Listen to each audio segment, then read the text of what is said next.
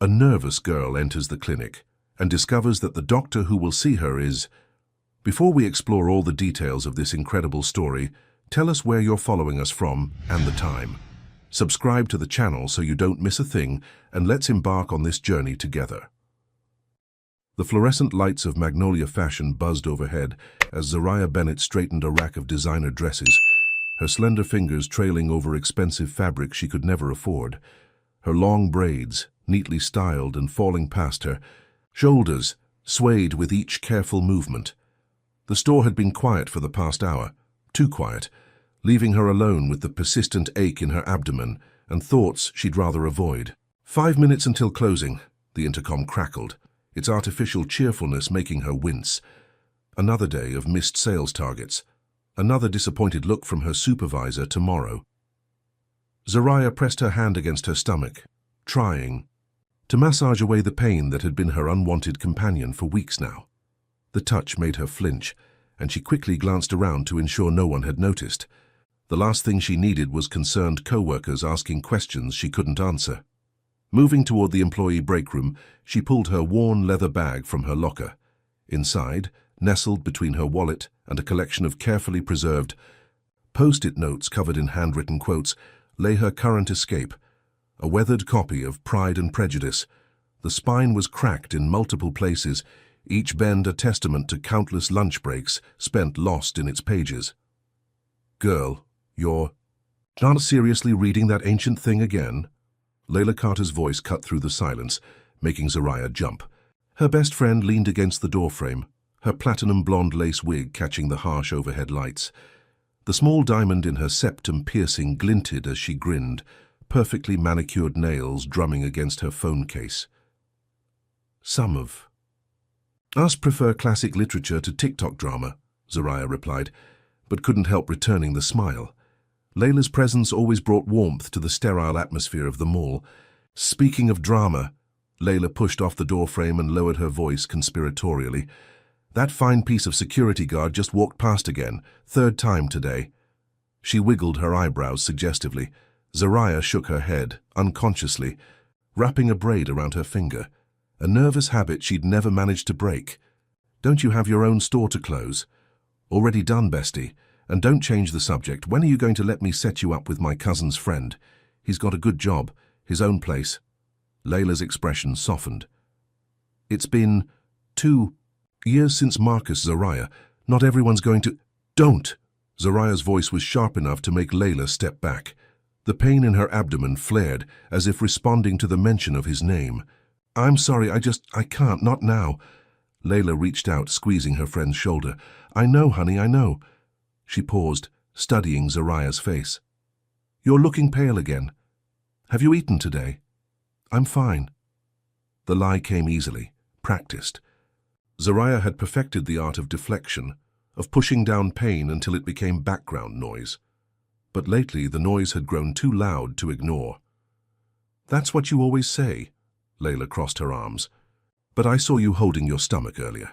Again, this isn't normal, Z. It's probably just stress." Zariah busied herself with gathering her things, avoiding her friend's concerned gaze. "The new sales quotas, you know how it is. Stress doesn't make you almost pass out in the stockroom." Layla pulled out her phone, fingers flying over the screen. "My cousin works at Riverside Medical Center. They have a new patient program, sliding scale payments. I'm texting you the number right now." Zariah's phone buzzed in her pocket. She thought about the stack of bills waiting at home, of the rent due next week, of the dreams of owning her own bookstore that seemed to drift further away with each passing month. "Layla, I can't afford—" "You can't afford not to," Layla cut her off. "What happens if you collapse during your shift? You think Karen, the supervisor, is going to keep you on if you become a liability?" She made air quotes around the last word. The truth of Layla's words hit hard. Zariah's hand drifted to her stomach again, pressing gently against the persistent ache. She thought of the notebook hidden under her bed, filled with story fragments and character sketches, dreams, put on hold while she struggled just to stay afloat. "Fine," she whispered, more to herself than to Layla. "I'll call tomorrow." Layla's face lit up. "Promise?" "Promise." Zariah managed a small smile, even as anxiety churned in her gut. But right now, we need to leave before security starts doing their rounds. As they walked through the emptying mall, their footsteps echoing off polished floors, Zariah couldn't shake the feeling that something was about to change. Maybe it was the pain, sharper now than it had been that morning. Maybe it was the way her fingers trembled slightly as she clutched her bag closer, the familiar weight of her book pressing against her side like a talisman. Outside, Atlanta's summer evening wrapped around them like a warm blanket. Zariah paused, taking a deep breath of the humid air. Above the mall's entrance, stars were just beginning to emerge, tiny pinpricks of light fighting through the city's glow. "Text me when you get home," Layla called as she headed toward her car. "And don't you dare ghost that doctor's office."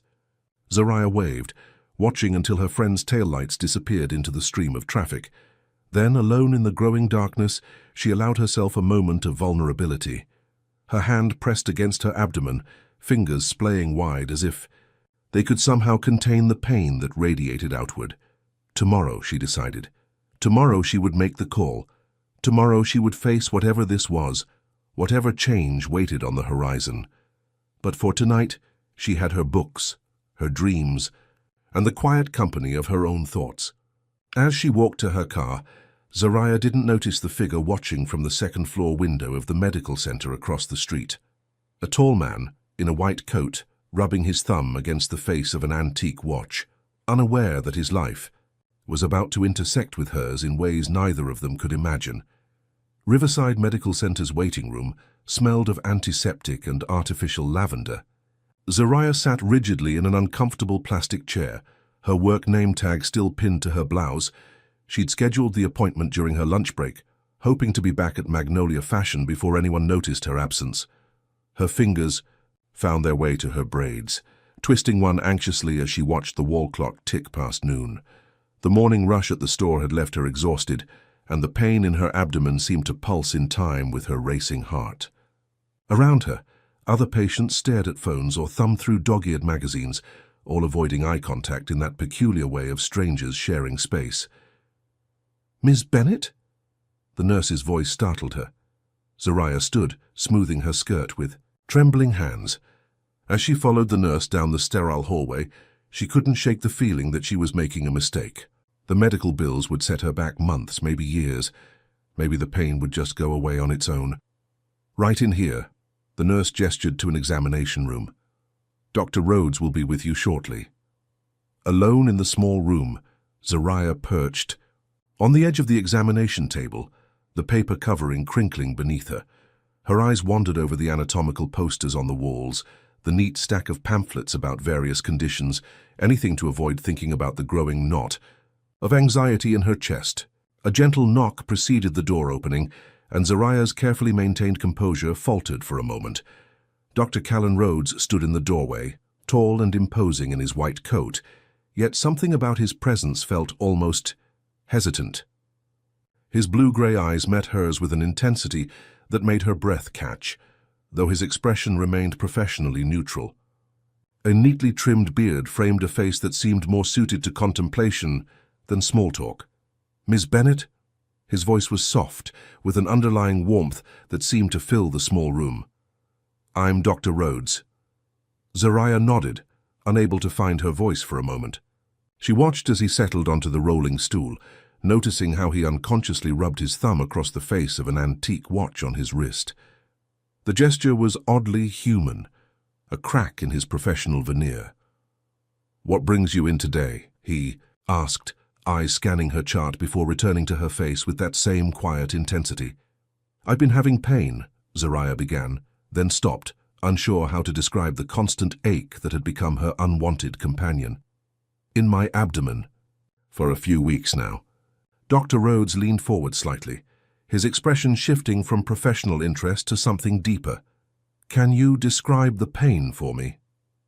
As Zariah detailed her symptoms, she found herself sharing more than she'd intended. The almost fainting, spell at work, the sleepless nights, the way she'd been avoiding certain movements. Dr. Rhodes listened with complete attention, making notes but never breaking eye contact for long. "Have you experienced any similar symptoms before?" he asked, setting down his pen. "No, Zariah hesitated, then admitted, "I haven't seen a doctor in a while. The costs—" She trailed off, embarrassed. Something flickered across Dr. Rhodes's face, not pity, but understanding. "We have programs that can help with that," he said quietly. "The important thing is that you're here now." He stood, and Zariah noticed how he seemed to fill the small room, not just physically, but with a kind of contained energy. "I'd like to perform a basic examination, if that's all right." Zariah nodded, trying to ignore the way her heart rate picked up as he approached. His hands were warm through his latex gloves as he gently pressed against her abdomen, asking about pain levels. She winced at a particularly tender spot, and he immediately eased the pressure. "I'm sorry," he murmured, and something in his tone made her look up. For a brief moment, their eyes met, and Zariah saw something vulnerable flash across his features, gone so quickly she might have imagined it. "There are several possibilities we need to rule out," Dr. Rhodes said, stepping back and removing his gloves. "I'd like to run some tests." He paused, rubbing his thumb across his watch again. "Are you available to do them today?" Zariah thought. Of the store, of Karen's disapproving frown, of the sales targets she was already struggling to meet. I should get back to work." "Ms. Bennett, Zariah," he said, and the use of her first name sent an unexpected shiver down her spine. "I understand the pressures of work, but your health needs to be a priority." Something in his voice made her think he understood more than just work pressure. She found herself studying his face, noting the slight shadows under his eyes, the way his shoulders carried tension, even as he maintained his professional demeanor. "Okay," she agreed softly. "I'll stay." Relief flickered across his features. He began explaining the tests he wanted to run, his voice steady and reassuring. Zariah found herself relaxing slightly, drawn in by his careful explanations and gentle manner. As he wrote out the test orders, Zariah noticed a book peeking out of his coat pocket, a worn paperback with a familiar spine. "Is that The Great Gatsby?" she asked before she could stop herself. Dr. Rhodes looked up, surprised, then glanced down at his pocket. A slight flush colored his cheeks. "Ah, yes, I keep it for slow moments."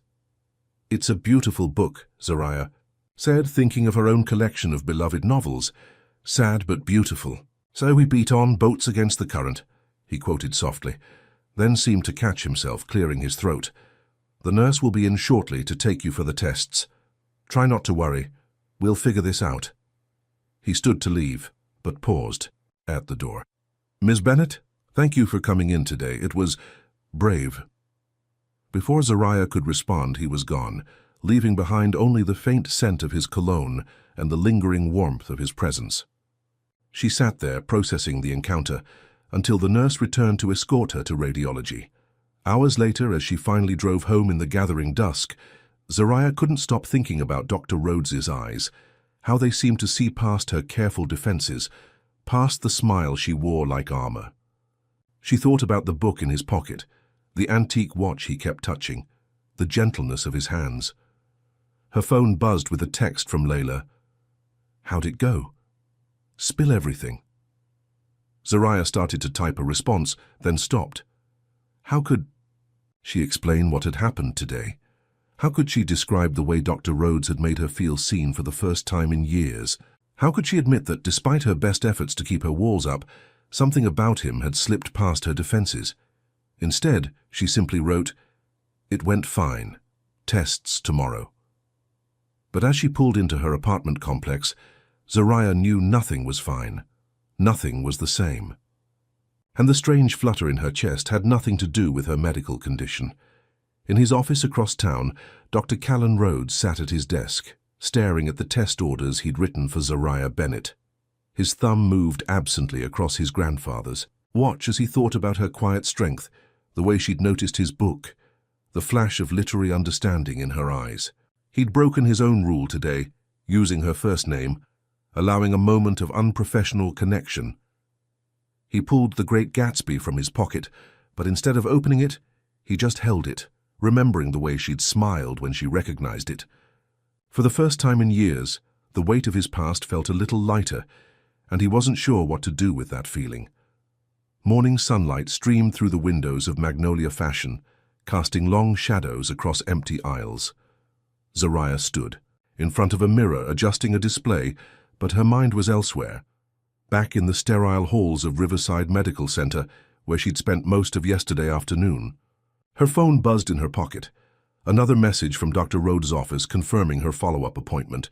3 days of tests had yielded no clear answers, just more questions and a growing pile of medical terms she'd been researching late into the night. Earth to Zariah, Layla's voice cut through her thoughts. Her friend leaned against a rack of dresses, perfect eyebrows raised. That's the 3rd time you've fixed that same scarf. What's going on in that head of yours? Zariah smoothed the fabric one last time. Just thinking about the test results. Layla's expression was skeptical. And this has nothing to do with that fine doctor you mentioned? The one with the, what did you call them, storm cloud eyes? I never said that, Zariah protested, feeling heat rise to her cheeks. You didn't have to. I saw that look on your face when you were texting me about him. Layla's voice softened. It's okay to feel something, you know. Not everyone is going to be like Marcus. The name still stung, but less than before. Zariah touched her abdomen, where the pain had become a constant companion. Dr. Rhodes is just different. Professional. He actually listens. Professional, huh? Layla grinned. Is that why you're wearing your good perfume to a medical appointment? Before Zariah could respond, her phone buzzed again. This time it was Karen, her supervisor, requesting an immediate meeting. The knot in her stomach tightened. Go, Layla said, noticing her friend's expression. I'll cover the floor. Karen's office was a testament to corporate minimalism, all sharp edges and motivational posters. The supervisor sat behind her desk, a sales report open on her computer. Zariah, your numbers for this quarter are concerning. Karen's voice was clipped. And these recent absences? They're medical appointments, Zariah explained, her hands clasped tightly in her lap. I have documentation. That's not the point. Karen leaned forward. This is retail. We need reliability, consistency. If you can't provide that, the threat hung in the air, unspoken but clear. Zariah thought of her rent, her medical bills, the dream of her bookstore slipping further away. I understand. It won't happen again. By the time she left Karen's office, her hands were shaking. The pain in her abdomen had intensified, as if responding to her stress. She checked her watch, 2 hours until her appointment with Dr. Rhodes. The morning crawled by. Zariah helped customers mechanically, her mind drifting between Karen's warnings and the upcoming appointment. Finally, her lunch break arrived, and she hurried to her car. Riverside Medical Center looked different in the daylight, less intimidating, somehow. As Zariah walked through the automatic doors, she caught her reflection in the glass. She had worn her good perfume, she realized, with a mix of embarrassment and defiance. The waiting room was busier today. Zariah found an empty chair and pulled out her worn copy of Pride and Prejudice, but the words blurred on the page. Her phone buzzed with a text from Layla. Get it, girl, but also get better. Ms. Bennett? She looked up to find Dr. Rhodes himself standing in the doorway, not a nurse this time. He looked tired, she noticed, but his eyes brightened when they met hers. That same intensity was there, carefully contained behind professional distance. I thought we could discuss your results directly in my office, he said, as he led her down the hallway. His thumb brushed against his antique watch, a gesture she was beginning to recognize as a sign of tension. His office was unexpected. Warm woods and soft lighting, with medical texts sharing shelf space with classic literature. A worn leather armchair sat across from his desk, more comfortable than the usual examination room seating. Please sit, he gestured to the chair. As she settled in, he moved to close the door but paused. Would you prefer it open? The consideration in the question made something flutter in her chest. Closed is fine. Dr. Rhodes sat behind his desk, but instead of opening her file immediately, he studied her face. How are you feeling today, truthfully? The question, asked with such genuine concern, almost undid her. Zariah felt tears threatening and blinked them back. I'm tired, she admitted. The pain is worse when I'm stressed, and today... What happened today? His voice was soft, encouraging. Before she could stop herself, Zariah found herself telling him about Karen, about the sales targets, about the pressure of maintaining appearances while feeling like she was crumbling inside. Dr. Rhodes listened without interrupting, his expression thoughtful. "That's a heavy burden to carry alone," he said when she finished. His hands moved to the watch again, and for a moment he seemed lost in thought. Sometimes we push ourselves to maintain an image of strength, even when asking for help would be the stronger choice. Something in his tone made Zariah wonder if he was speaking from experience. "Is that why you came to Atlanta?" The question slipped out before she could stop it. Surprise flickered across his features, followed by something darker. "What makes you ask that?" "Just the way you said it, like you understand." Zariah watched as he absently rubbed his thumb across the watch face. "That watch, it means something to you, doesn't it?" Dr. Rhodes looked down at the timepiece, as if seeing it anew. "It was my grandfather's. He taught me that healing isn't just about medicine. It's about seeing people. Really seeing them." He cleared his throat, professional demeanor sliding back into place. "But we should discuss your test results." As he explained the findings, or lack thereof, Zariah found herself studying him. The way his shoulders carried tension, the careful precision of his movements, the moments when his professional mask slipped to reveal something vulnerable underneath. "I'd like to run one more series of tests," he said, writing on a prescription pad. "And I'm going to recommend some stress management techniques. The mind and body are more connected than we often realize." Their fingers brushed as he handed her the prescription, and for a moment, neither moved. The air seemed to thicken with unspoken words. "Thank you," Zariah said softly, breaking the spell, "for listening, for caring." "It's my job to care," he replied, but his eyes said something different. Later, in the parking lot, Zariah sat in her car holding the prescription. Dr. Rhodes's handwriting was neat, precise, just like him. But she kept thinking about the way his office smelled of old books and coffee, how his voice softened when he spoke about his grandfather, the moment. Their fingers touched. Her phone buzzed. Layla again. "Details, now!" But how could she explain that in 1 hour, sitting in a leather chair across from a man who collected both medical journals and classic literature? She'd felt more seen and understood than she had in years. In his office, Dr. Callan Rhodes stood at his window watching Zariah's car pull away. His thumb moved across his grandfather's watch, an unconscious gesture of anxiety. He should transfer her case to another doctor. It would be the professional thing to do, the safe thing.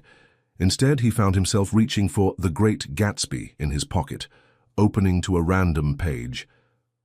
They slipped briskly into an intimacy from which they never recovered.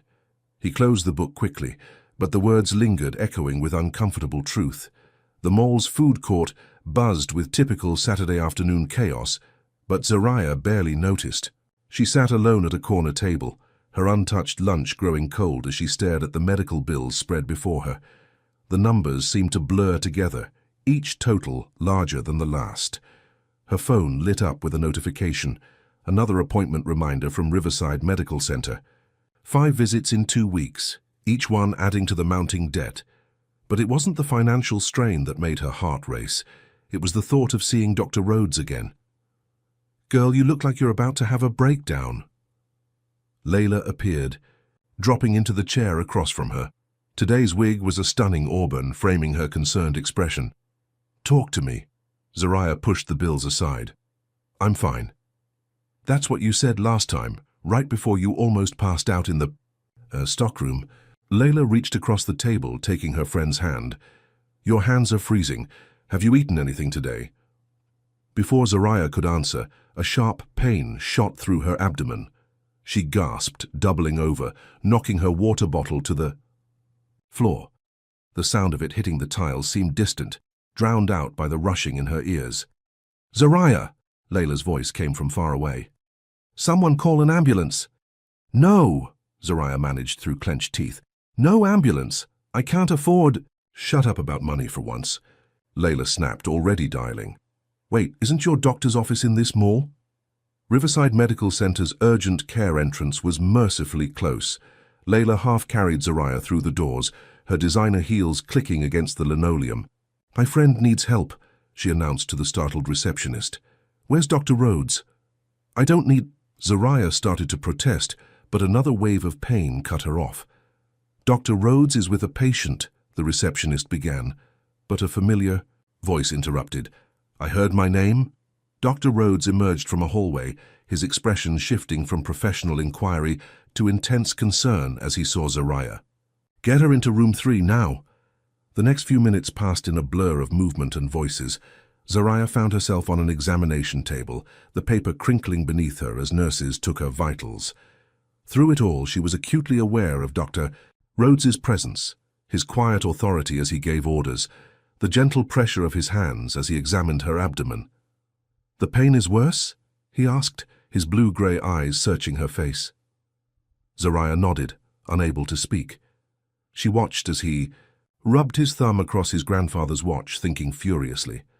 I want an immediate ultrasound, he told a nurse. And call Dr. Martinez in radiology. Tell her it's urgent. I'll wait outside, Layla said, squeezing Zariah's hand before leaving. Alone with Dr. Rhodes, Zariah felt tears threatening. I'm sorry, she whispered. I didn't want to cause trouble. His expression softened. Zariah. The use of her first name made her breath catch. Your health isn't trouble, it's priority. She shook her head. You don't understand the bills. I can barely make rent as it is. And my job... Her voice broke. Dr. Rhodes pulled the rolling stool closer, sitting at eye level. Tell me about... your job. The real story.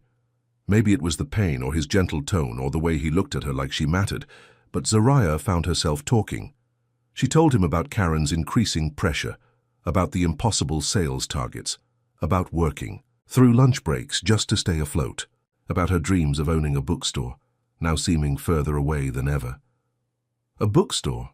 Something flickered in his eyes. What kind? Used books, she said, managing a small smile despite the pain.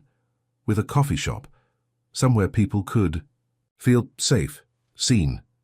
Dr. Rhodes was quiet for a moment, his thumb moving across the watch face. My grandfather had a library, he said finally. Not public, private collection. I spent every summer there as a kid. He used to say books were like medicine for the soul. What happened to it? Zariah asked, noticing the past tense. A shadow crossed his features. After he died, my father sold it, said medicine was about science, not stories. He stood abruptly. The ultrasound team should be ready. The test itself was quick but thorough. Dr. Rhodes stayed nearby, his presence both comforting and unsettling.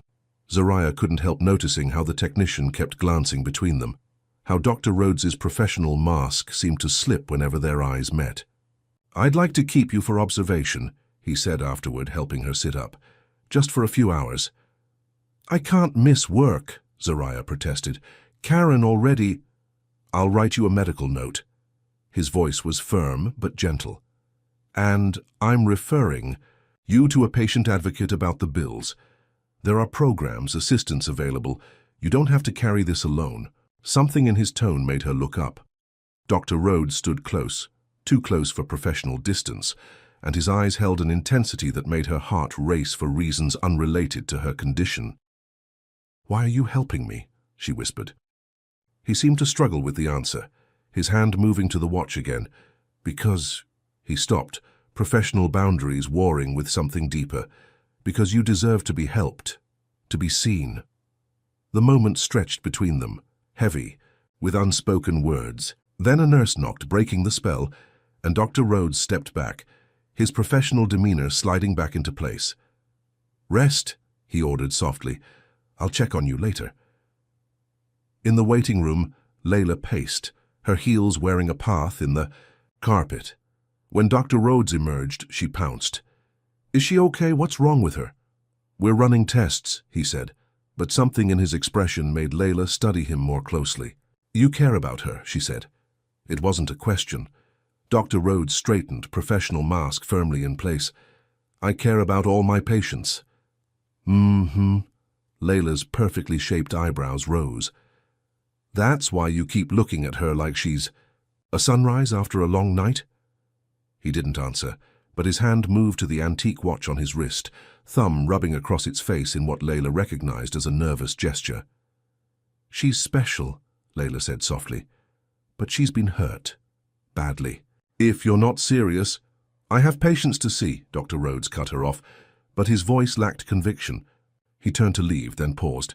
Stay with her? She shouldn't be alone. Layla watched him walk away, noting the tension in his shoulders, the way he seemed to be carrying a weight far heavier than medical concern. Oh, honey, she murmured to herself, you're in deep trouble. In her observation room, Zariah lay still, one hand pressed to her abdomen. The pain had subsided to a dull ache, but her mind was racing.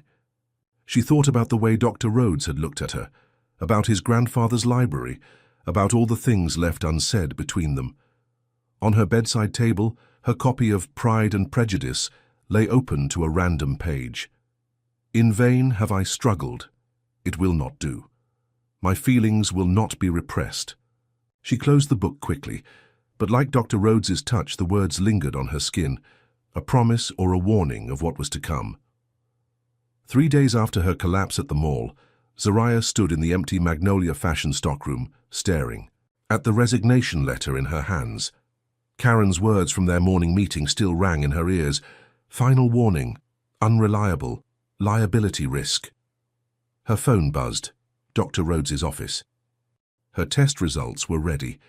The message was standard, automated, but her heart still skipped at the thought of seeing him again. Since her emergency visit, something had shifted between them, subtle but undeniable. You're really doing this? Layla leaned against the stockroom doorframe, her expression concerned. Zariah folded the letter carefully. I can't keep pretending I'm okay. Karen made it clear, one more incident and I'm fired anyway. Then let her fire you, Layla argued. At least you'd get unemployment. But Zariah shook her head. I need to do this my way. She touched her abdomen where the pain had become a constant whisper. Besides, I have my appointment. With Dr. Dreamy. Layla's attempt at teasing fell flat when she saw her friend's expression. Z. I saw how he looked at you that day. That wasn't just doctor-patient concern. It has to be, Zariah said quietly. He's my doctor. Anything else would be what? Human? Layla stepped closer, lowering her voice. Girl, when was the last time you let yourself feel something? Real since Marcus? Don't! Zariah's voice was sharp. This isn't about him. But as she drove to Riverside Medical Center, Marcus's ghost rode with her. The memory of his betrayal, of discovering his other life, other family, still stung. She'd built her walls high after that, focusing on survival, on staying numb. Until Dr. Rhodes. The medical center lobby was quiet today. Zariah checked in, then found a corner seat, pulling out her worn copy of Pride and Prejudice. She'd barely read a page when a familiar voice made her look up. Miss Bennett? Dr. Rhodes stood nearby, his expression unreadable. Would you come with me? She followed him not to an exam room but to his office. The warm wood and soft lighting felt intimate, almost dangerous. He closed the door, then turned to face her. Your test results came back, he said, his voice carefully neutral, but his hand moved to his grandfather's watch, betraying his tension. How bad is it? Zariah asked, sinking into the leather chair across from his desk. Dr. Rhodes sat down, spreading several papers before him. The good news is, it's not life-threatening. You have endometriosis, a condition where tissue similar to the uterine lining grows outside the uterus. It explains the pain, the fatigue. And the bad news? It's chronic, he said gently. Manageable with treatment, but not curable. You'll need ongoing care, possibly surgery. Zariah felt the room spin slightly. I just quit my job, she whispered. My insurance. There are options. Dr. Rhodes leaned forward, his professional distance cracking. Zariah, look at me. She did, and the intensity in his eyes made her breath catch. You're not alone in this, he said softly. I've already spoken with our patient advocacy department. There are programs, foundations. He stopped, seeing her expression. What is it? Why do you care so much? The question burst from her before she could stop it. This goes beyond professional concern, doesn't it? Dr. Rhodes stood abruptly, moving to the window. His thumb worked across the watch face as he stared out at the Atlanta skyline. When he finally spoke, his voice was low, raw. 2 years ago, in Portland, I lost a patient, a young girl. I missed something. By the time I caught it, he pressed his forehead against the glass. I left everything behind. Came here thinking I could just be a doctor, nothing more. Keep my distance, be professional. What changed? Zariah asked softly, though she suspected she knew the answer. He turned to face her, and the vulnerability in his expression took her breath away. You walked into my office, with your books, and your quiet strength, and your way of seeing past. Everything I try to hide behind. Dr. Rhodes, Callan, he corrected quietly. When we're here like this. I'm Callan. The use of his first name changed something in the air between them. Zariah stood, drawn toward him like a tide to shore. This is dangerous, she whispered. I know. His voice was rough. I should transfer your care to another doctor. It would be the proper thing to do. Is that what you want? Their eyes met, and in that moment, all pretense fell away. Callan took a step toward her, close enough that she could smell his cologne, see the flecks of grey in his blue eyes. What I want, he said carefully, hasn't mattered for a very long time. I've spent 2 years punishing myself, hiding behind protocols and procedures, but then you— He stopped, struggling for words. Then I what? Zariah's heart was pounding. You made me feel again, he admitted. Made me remember what my grandfather always said, that healing isn't just about medicine, it's about connection, about seeing someone's soul, not just their symptoms. Zariah felt tears threatening. I'm scared, she whispered. Not of the diagnosis, of this. Feeling something when I promised myself I never would again. Callan's hand moved toward her face, hovering just shy of touching. Tell me, he said softly. And she did. The words poured out. About Marcus, about the betrayal, about building. Walls so high she'd forgotten what it felt like to let someone in. Callan listened, his eyes never leaving her face until she ran out of words. I understand walls, he said finally. I built mine out of guilt and medical textbooks, but Zariah— His hand finally made contact, fingers brushing her cheek so gently it made her want to cry. Some walls need to fall. The moment stretched between them, electric with possibility. Then a knock at the door made them jump apart. Dr. Rhodes? A nurse's voice. Your next patient is ready. Reality crashed back. Callan stepped away, professional mask sliding into place, though his eyes still burned with everything left unsaid. I'll have Dr. Martinez take over your care, he said, voice rough. It's the right thing— No. Zariah surprised herself with her firmness. I trust you, as my doctor, and— She paused, gathering courage. And as whatever this is becoming. He studied her face for a long moment. This won't be easy, he warned. The condition, the treatment, the boundaries we'll have to maintain. I know. Zariah squared her shoulders. But I'm tired of easy. Tired of safe. Tired of letting fear win. A ghost of a smile touched his lips. Dinner, he said suddenly. Not here. Not as doctor and patient. Just dinner. Would you— Yes, she answered before he could finish. Yes. Later, in her car, Zariah touched her cheek, where his fingers had been. Her phone lit up with a text from Layla. How'd it go? You okay? She stared at the screen, thinking about diagnoses and falling walls, about guilt and healing, about the way Callan had looked at her like she was a story he desperately wanted to read. No, she typed back. I'm not okay. I'm alive.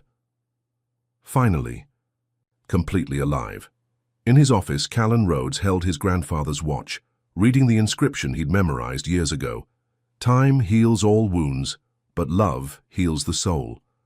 For the first time since Portland, since the mistake that had driven him into exile, he felt something like hope. The small Italian restaurant was tucked away in a quiet corner of Atlanta, far from both the mall and the medical center.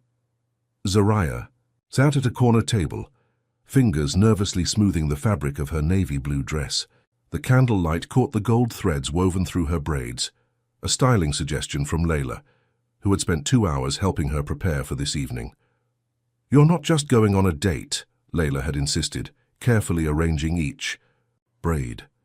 "You're stepping into a new chapter of your life." Now, watching the door, Zariah wondered if she was making a mistake. The past week had been a whirlwind, quitting her job, starting treatment for the endometriosis, and now this, dinner with Dr. Callan Rhodes. Not as her doctor, but as something else. Something undefined and thrilling and terrifying. The door opened, and her heart stopped. Callan stepped in, looking different without his white coat, more human somehow. He wore a charcoal grey suit that fit him perfectly, and his usual neat beard was freshly trimmed. His eyes found her immediately, and the intensity of his gaze made her forget to breathe. "I was afraid you might not come," he said softly as he reached the table. "I was afraid you might," she replied honestly. He smiled, a real smile, not the professional one she was used to, and sat down across from her.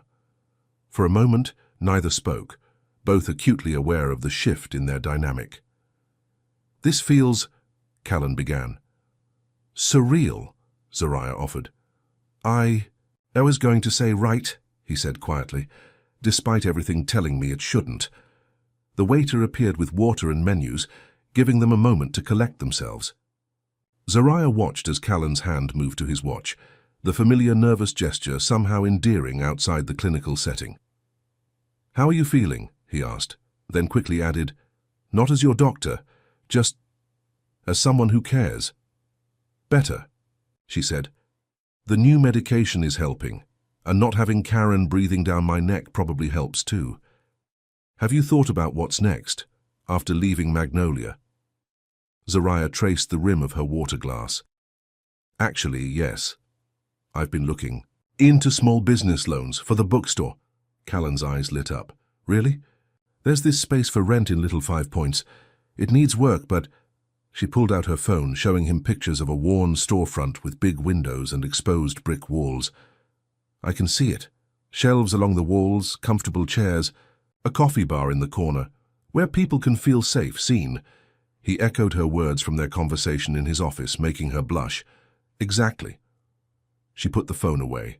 "It's probably just a dream, but—" "Dreams matter," he interrupted. "They remind us we're more than our circumstances." He paused, then added softly, "My grandfather taught me that." "Tell me about him," Zariah said. "The man behind the watch." Callan's thumb brushed the timepiece, but this time the gesture seemed more fond than anxious. "Dr. William Rhodes, brilliant surgeon, terrible golfer, and the best man I've ever known. He believed medicine was as much about stories as science, that every patient was a novel waiting to be read if you just took the time to look deeper." "Is that why you keep literature in your office?" "Partly," he smiled. "It's also because some things can't be explained in medical terms. Sometimes you need poetry to understand pain, or fiction to make sense of reality." Their food arrived.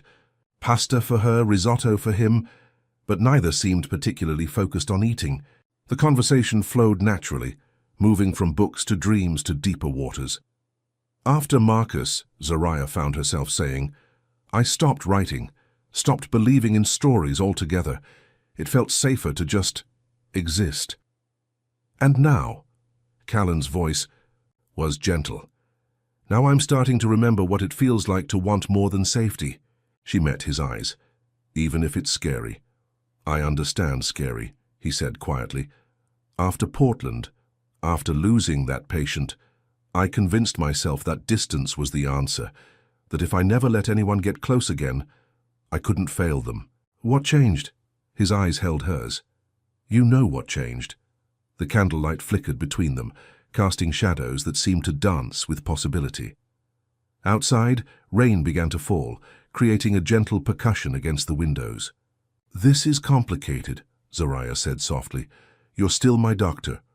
For now." Callan leaned forward slightly. Dr. Martinez can take over your primary care. She's excellent, and she specializes in endometriosis cases. And then what? Then, he reached across the table, his fingers brushing hers. Then we stop pretending this isn't exactly where we're supposed to be. The touch sent electricity through her skin.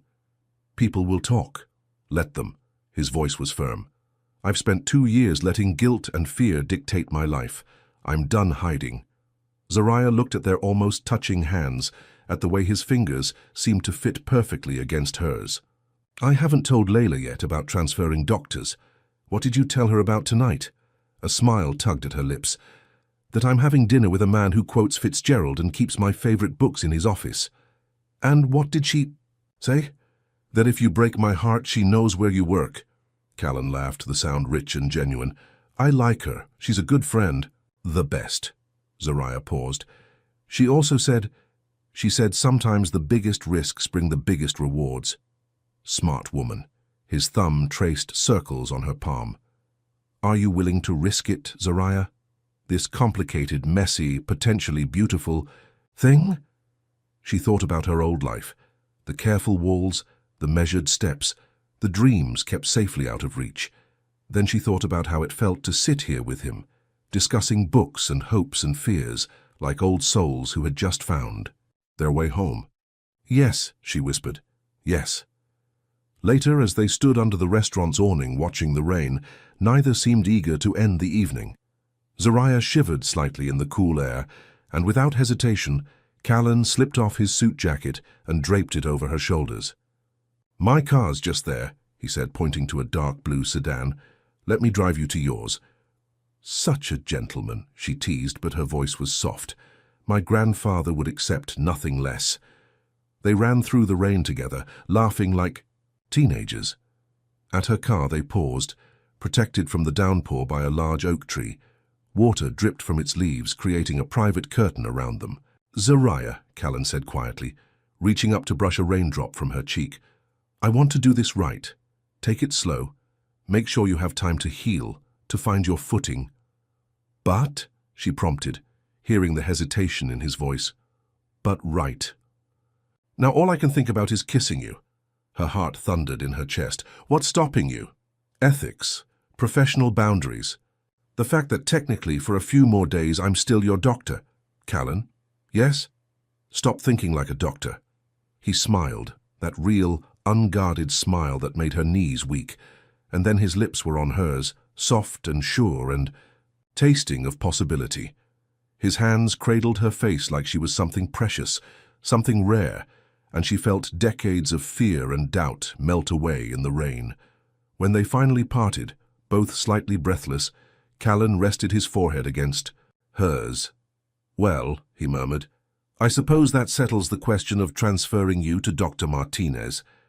Zariah laughed, the sound mixing with the rainfall. I suppose it does. In her car later, still wearing his jacket, she touched her lips and smiled. Her phone lit up with a text from Layla. Details, now. But how could she explain that in one evening over pasta and candlelight? She'd rediscovered not just the possibility of love, but the courage to dream again. And in his car, Callan Rhodes held his grandfather's watch, reading the inscription one more time. But tonight, the words didn't feel like a reminder of past failures. They felt like a promise of future healing, for both of them. 2 weeks had passed since the rainy night kiss, and Zariah stood in the empty storefront in Little 5 Points, surrounded by dust motes dancing in the morning light. The exposed brick walls held decades of stories, and the large windows promised natural light perfect for reading corners. Despite its current state of disrepair, she could see the potential, just as she'd seen the potential in herself when she'd finally chosen to be brave. You're really serious about this place, aren't you? Layla walked through the space, her designer boots leaving prints in the dust. It's going to need a lot of work. I know. Zariah ran her hand along a worn wooden beam. But look at these, bones, the character. It just needs someone to believe in it. Like someone believed in you? Layla's knowing smile made Zariah blush. Before she could respond, her phone buzzed with a text from Callan. Busy day at the clinic, rain check on lunch, make it up to you with dinner? Her heart did a small flip as she typed back, "Only if you bring that copy of Gatsby you're always carrying." His response came quickly. "Deal, 7 p.m. "You're glowing," Layla observed. "He's good for you." "He's—" Zariah paused, searching for words. "He sees me. Really sees me." "And the transfer to Dr. Martinez. How's that going?" "Final. Paperwork today." Zariah touched her abdomen, where the pain had lessened under the new treatment plan. "It's strange not having him as my doctor anymore, but necessary." "For the kissing parts," Layla teased. "For all of it," Zariah admitted. "For having a real chance at whatever this is becoming." The real estate agent arrived then, clipboard in hand. As they discussed lease terms and renovation requirements, Zariah felt a familiar mix of excitement and terror. This was it, her dream taking physical form, with all its risks and possibilities. Later that afternoon, she walked into Riverside Medical Center for her appointment with Dr. Martinez. The familiar halls felt different now, charged with new meaning. As she passed Callan's office, the door opened and he stepped out. Their eyes met, and for a moment, the busy hallway fell away. He looked tired, a long surgery, she guessed, but his face softened when he saw her. "Miss Bennett," he said formally, aware of passing staff, but his eyes said something entirely different. "Dr. Rhodes," she replied, fighting a smile. Nurse hurried past, giving them a curious look, and they both remembered where they were. Callan's hand moved to his watch, a gesture she now found endearing rather than nervous. 7 o'clock, he said quietly. 7 o'clock, she confirmed, and continued to her appointment. Dr. Martinez was everything Callan had promised, knowledgeable, caring, and direct. But as she reviewed Zariah's treatment plan, something in her expression gave Zariah pause. "Is everything all right?" she asked. The doctor hesitated. "Your condition is responding well to treatment, but—" She pulled up some test results on her computer. "There's something we need to discuss, about future possibilities."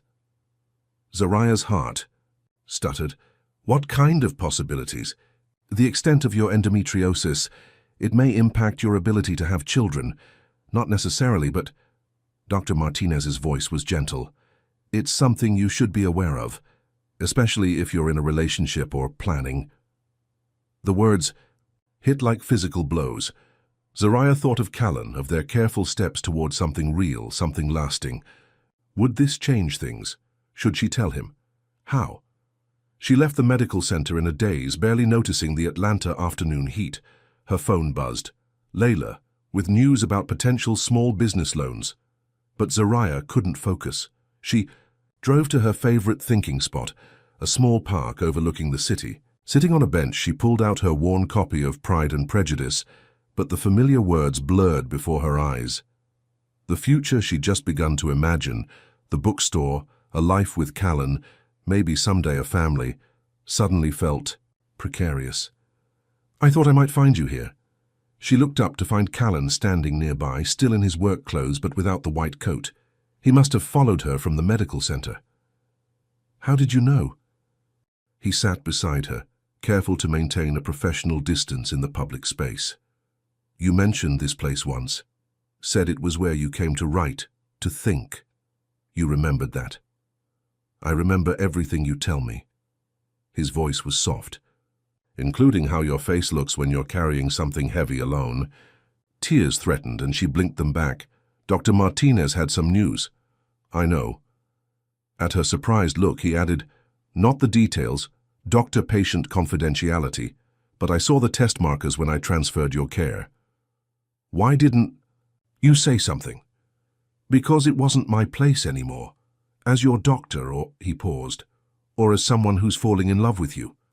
The words hung in the air between them, both an admission and a question. Zariah's heart raced. "I might not be able to have children," she whispered. "The endometriosis. I know the possibilities."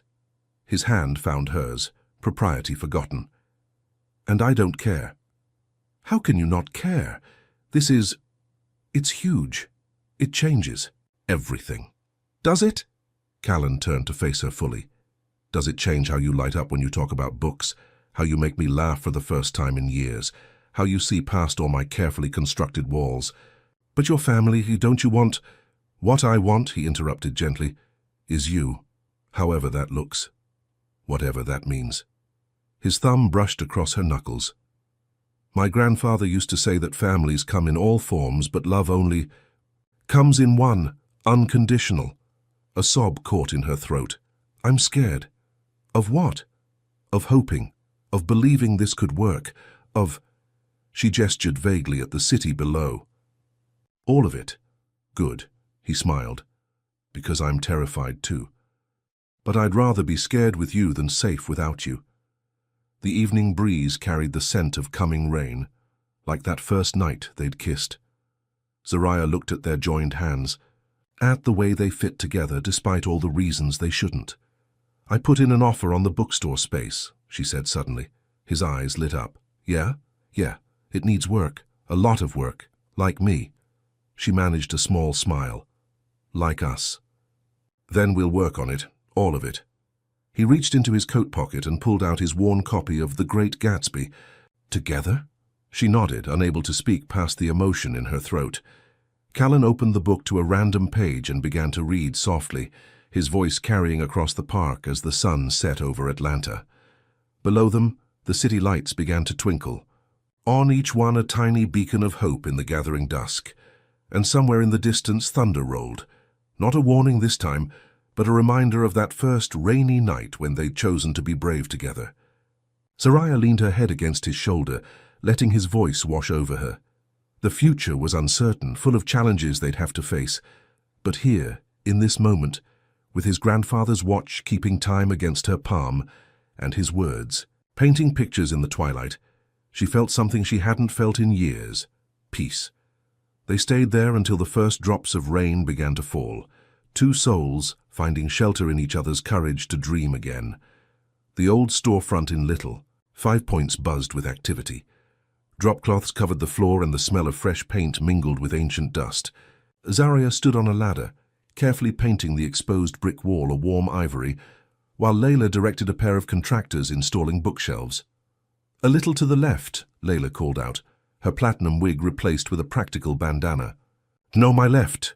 Through the front windows, morning sunlight streamed in, catching the gold threads in Zariah's braids and the sparkle of hope in her eyes. The loan had come through last week, and with it, her dreams had begun taking physical form. Her phone chimed with a text from Callan. Surgery running late. Still on for helping with the painting tonight. She smiled, typing back, If you're not too tired, these walls won't paint themselves. Nothing could keep me away, not even Mrs. Peterson's gallbladder. A warmth that had nothing to do with physical exertion spread through her chest. In the month since their conversation in the park, since his quiet declaration of love despite her fears about the future, something had shifted between them. Their relationship had deepened, grown roots in the fertile soil of shared dreams and honest vulnerability. Earth to Zariah, Layla's voice cut through her thoughts. Girl, you're about to drip paint on those gorgeous hardwood floors we just restored. Zariah blinked, quickly catching the errant drop. Sorry, got distracted. Thinking about your doctor.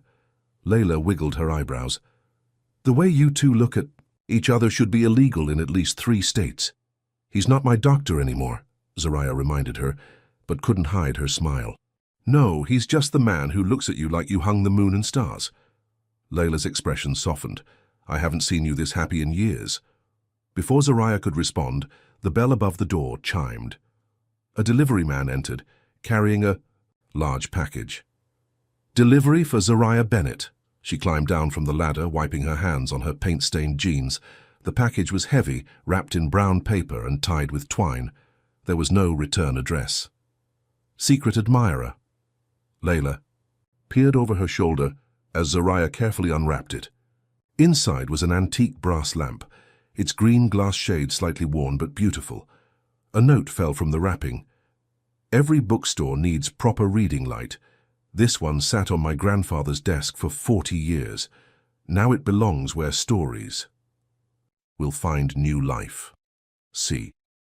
Tears pricked at Zoraya's eyes as she ran her fingers over the lamp's aged brass. She knew what this meant, this piece of his past, his grandfather's legacy, given to her dream. "Okay," Layla said quietly. "That man is officially too good to be true."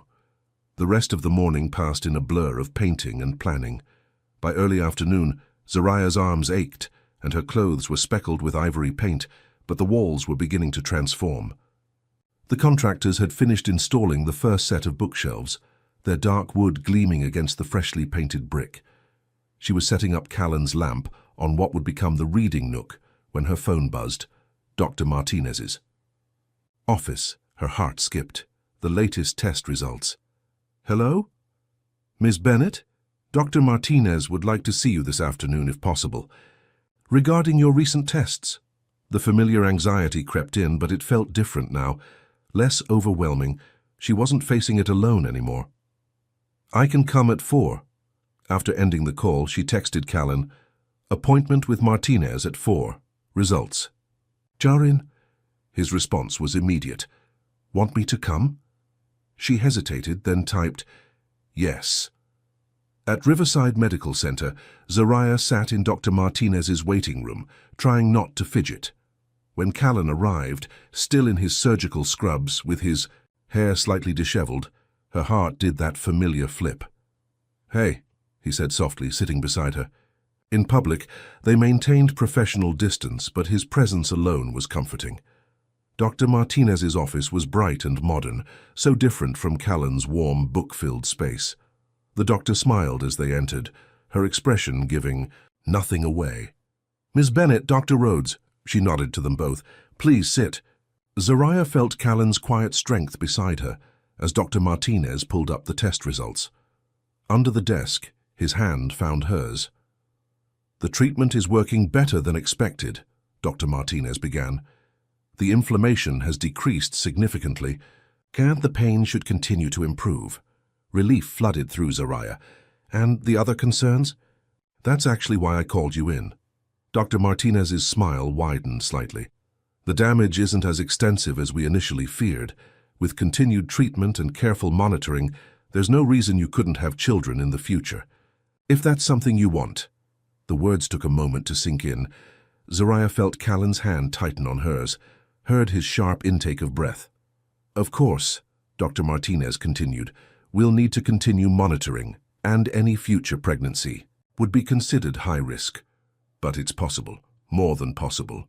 Later, in the medical center parking lot, the Atlanta sunset painting the sky in shades of hope, Zoraya finally let the tears fall. Callan pulled her into his arms, professional boundaries forgotten. "You okay?" he murmured into her hair. "I didn't realize," she whispered against his chest. "I didn't realize how much I wanted the possibility until I thought it was gone." He pulled back slightly, brushing away her tears with gentle fingers. "Whatever possibilities come, whatever path this takes, I'm here, all in." Even if, he interrupted firmly. "Remember what I said? Unconditional." She reached up, touching his face where his beard was starting to show signs of gray. "I love you," she said simply. It was the first time she'd said the words out loud.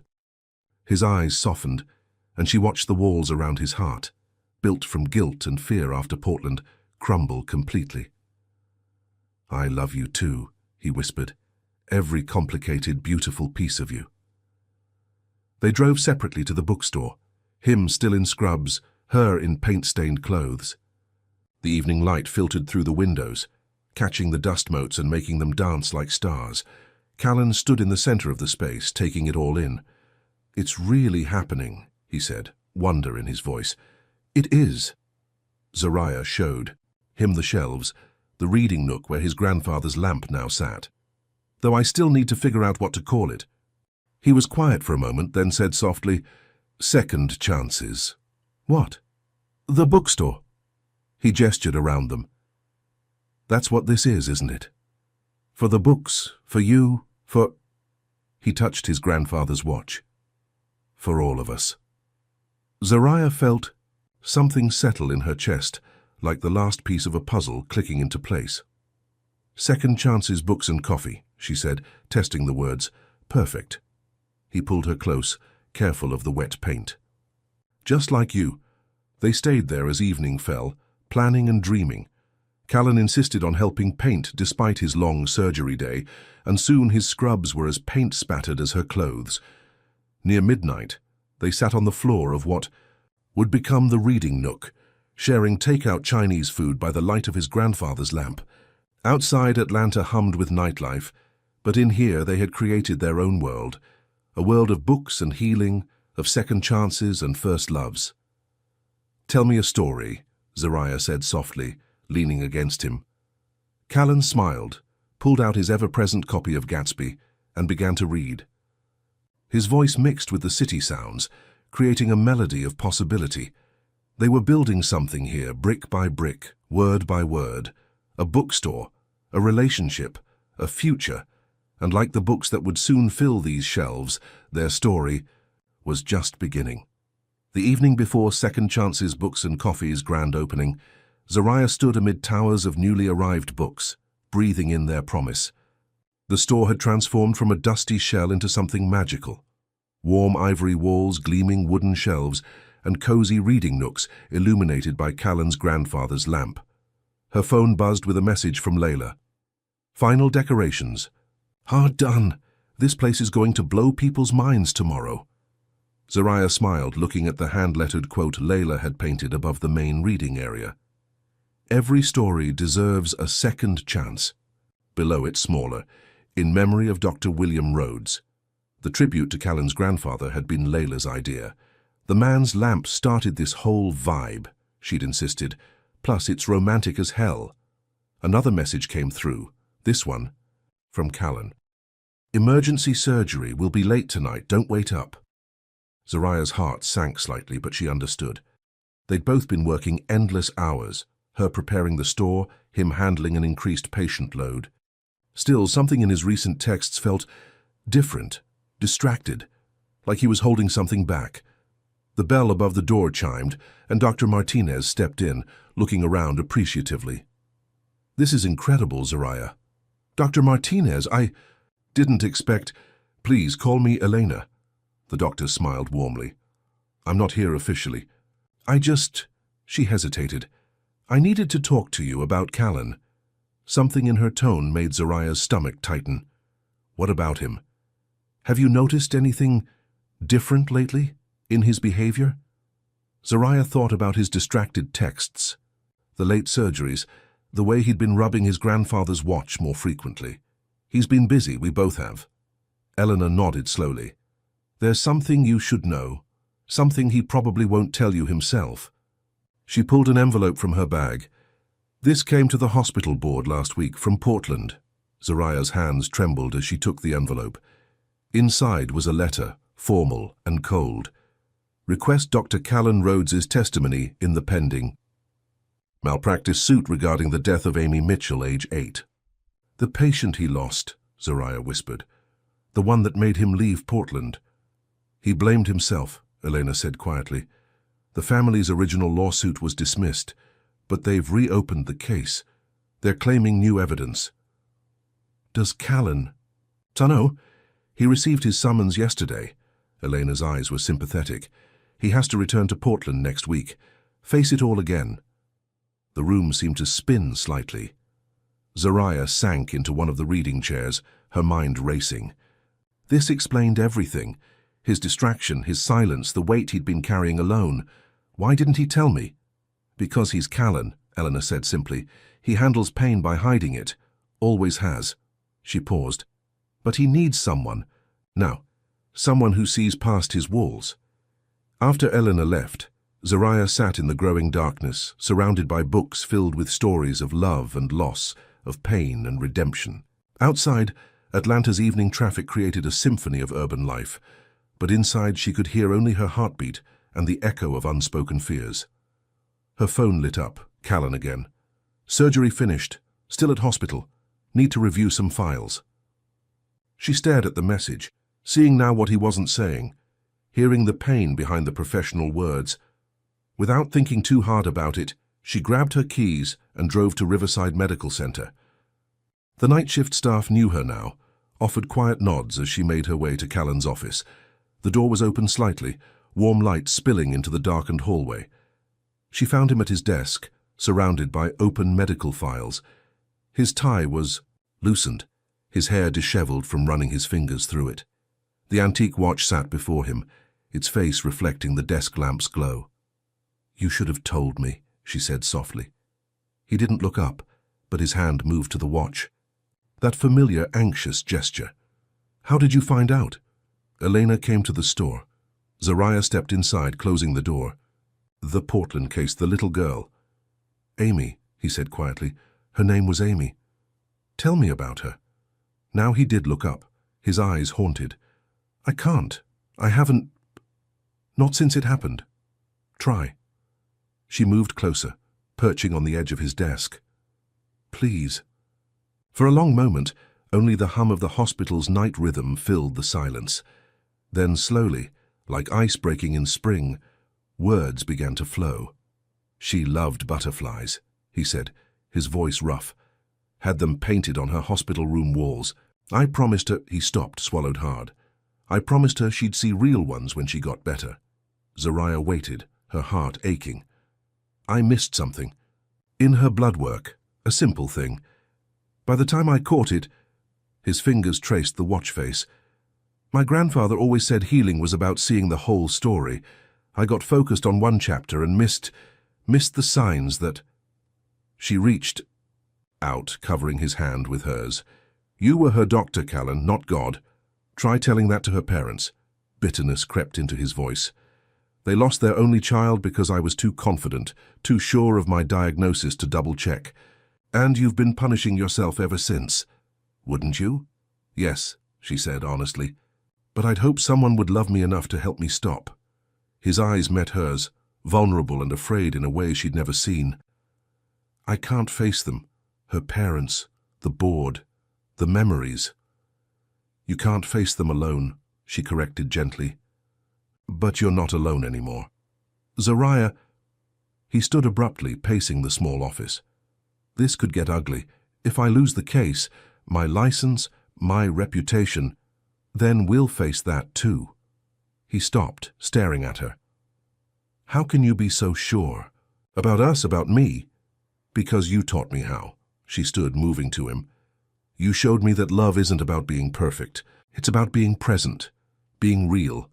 Her hands framed his face. "You've been carrying this guilt, this fear for so long. Let me help you set it down." "I'm supposed to be strong," he whispered. "Be the one who helps others.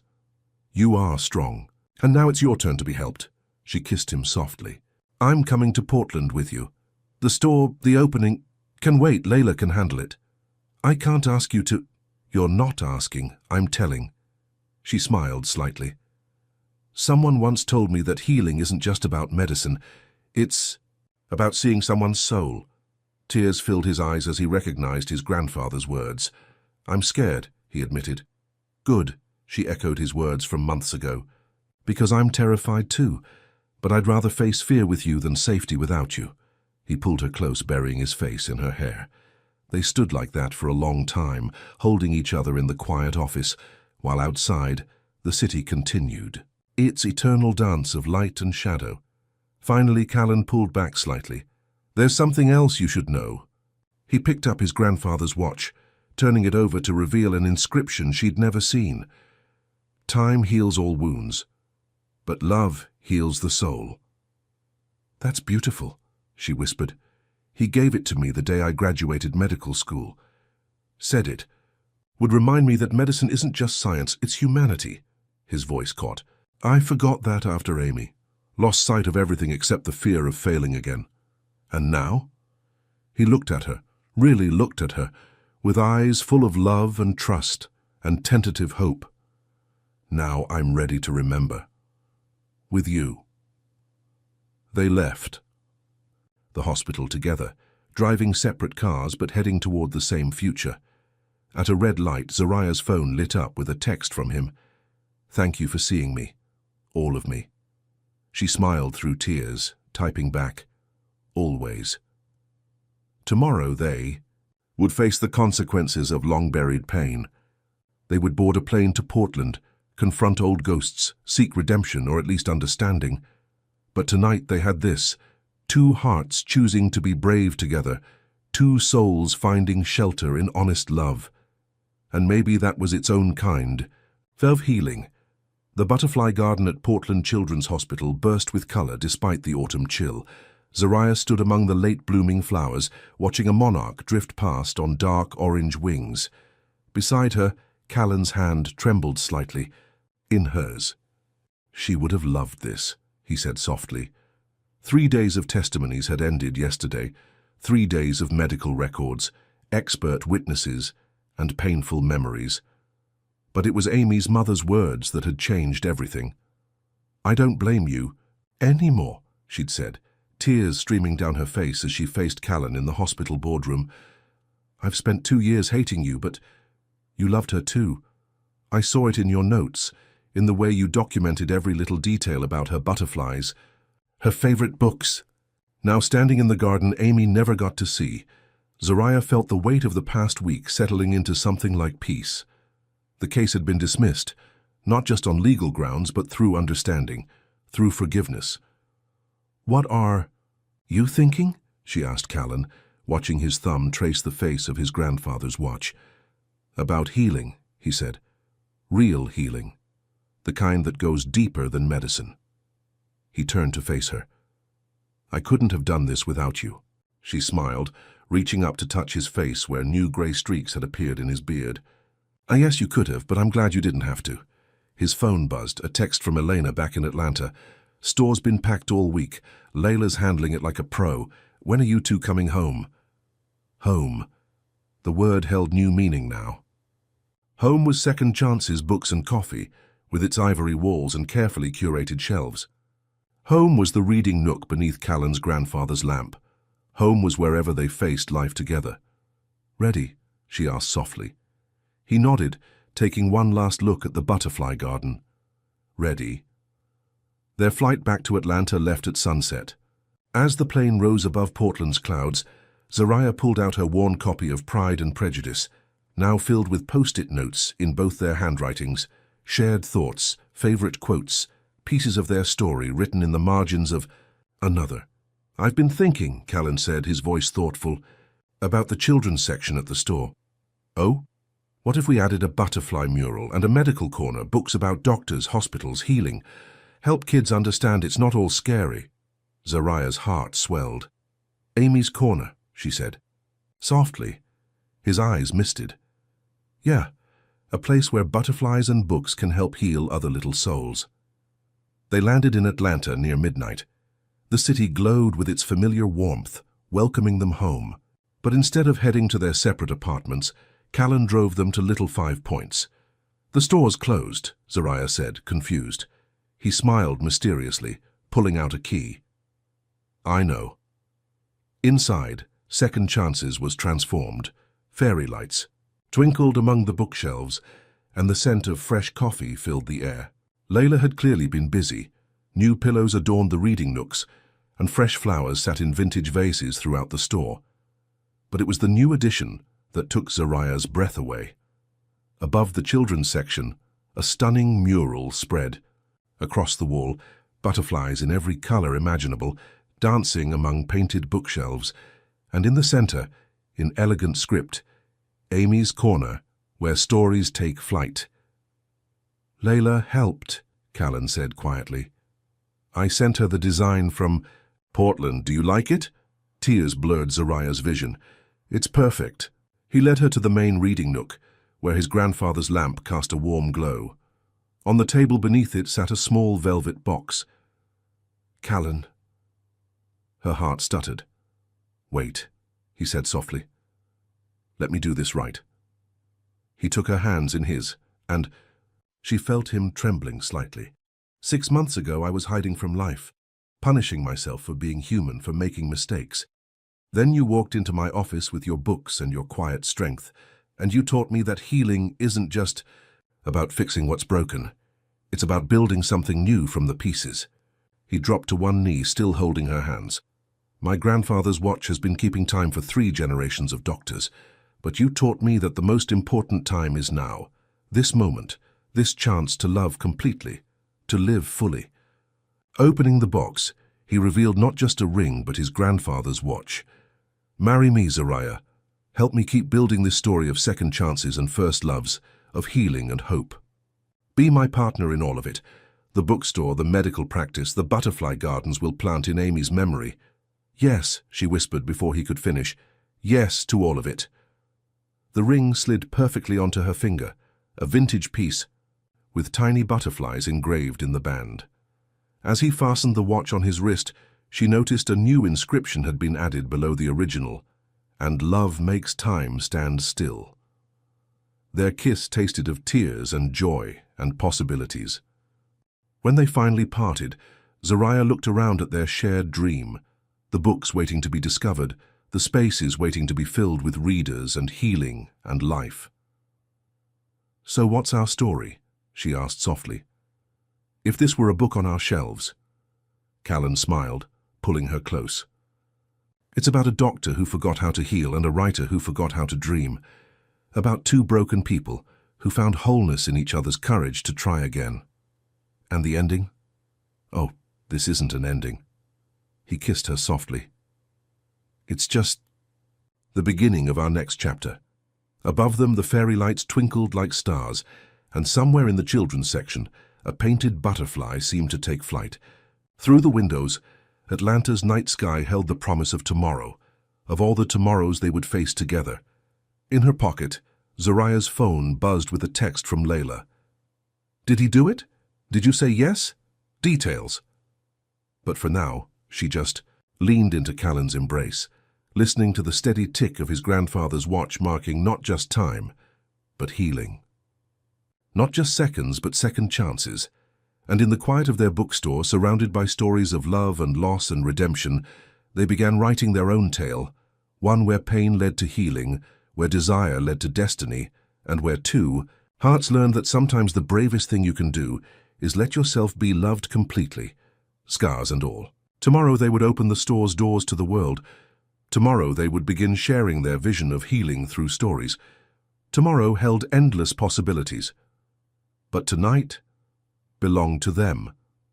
The doctor who remembered how to heal, and the writer who dared to dream again, dancing slowly beneath twinkling lights while outside, the city hummed its eternal lullaby of hope and new beginnings. The end 1 year. Later. The morning sun streamed through Second Chance's windows, catching dust motes that danced like tiny stars above the children gathered in Amy's corner. Zariah sat in the oversized reading chair, her grandmother's wedding, ring glinting as she held up a picture book about a brave little girl and her butterfly friends. "And remember," she told her young audience, "every butterfly starts as something else entirely. Just like every great story starts with a single word." The children gazed up at the mural, where painted butterflies seemed to float among clouds of books. One little girl, her arm bearing a hospital bracelet, pointed excitedly. "Dr. Callan says butterflies are like medicine. They help make hearts feel better." Zariah smiled, touching her slightly rounded belly where their own miracle was growing. Dr. Martinez's careful monitoring and treatment had made this possible, though Callan still hovered like an anxious butterfly himself. "Speaking of Dr. Callan," Layla's voice rang out from the coffee bar she now managed. "Your husband's here, Z."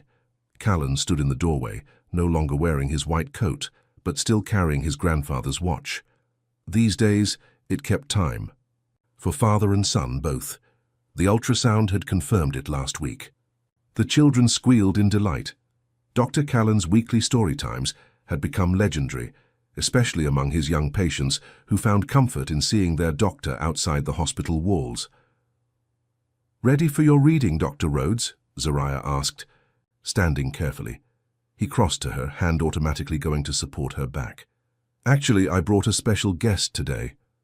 A woman stepped into view, holding a small pot of painted lady butterflies. Zariah recognized her immediately. Amy's mother, Jennifer Mitchell. "The garden at Portland Children's is thriving," Jennifer said softly. "I thought maybe Second Chances could use some butterflies of its own." The children gathered around, the mesh cage, eyes wide with wonder. In the year since Portland, Jennifer had become part of their extended family, helping establish butterfly gardens at children's hospitals across the country. "Perfect timing," Callan said, his voice thick with emotion. The courtyard gardens ready for them. They had transformed the bookstore's small back courtyard into a haven of flowers and benches, where patients from Riverside Medical could find peace among books and butterflies. A plaque hung by the entrance. "Amy's Garden, where hope takes." "Flight?" As Jennifer helped the children release the butterflies, Zariah leaned back against Callan's chest, feeling his grandfather's watch tick against her shoulder. "Happy," he murmured in her ear. She thought about their journey, from that first painful visit to his office, through all the fear and healing, to this moment where their dreams had woven together into something more beautiful than either could have imagined alone. "More than happy," she whispered, "complete." Later that evening, after the last customer had left and Layla had gone home, but not before insisting on playing auntie to Zariah's bump, husband and wife sat in their favorite reading nook. The lamp that had started it all cast its warm glow over them as Callan read aloud from The Great Gatsby. Zariah's notebook lay open on her lap, its pages filled with the beginnings of her own novel, a story about healing, about second chances, about the courage to love despite life's scars. Above them, the evening light caught the gold lettering of their shared quote, "Every story deserves a second chance," and below it, in Jennifer's elegant hand, a newer addition. "Every ending is just a butterfly waiting to take flight." Outside, Atlanta's lights twinkled like earthbound stars, and in the courtyard garden, butterflies danced among the flowers, free, transformed, and absolutely beautiful. Just like love, just like healing, just like their story, which was still being written one page at a time. What scars are you carrying that might actually be butterfly wings waiting to transform your life into something beautiful? Like Zariah's, endometriosis leading her to Callan, or Callan's past trauma guiding him to heal others differently. Sometimes our deepest wounds become our greatest gifts. What pain in your life might be preparing you for an unexpected love story or a new beginning? Your participation in this channel is very important. Please leave your opinion in the comments. Thank you so much for watching until the end. If you enjoyed this story, don't forget to subscribe to the channel, leave a like and comment your thoughts. Your participation is very important to us. See you next time.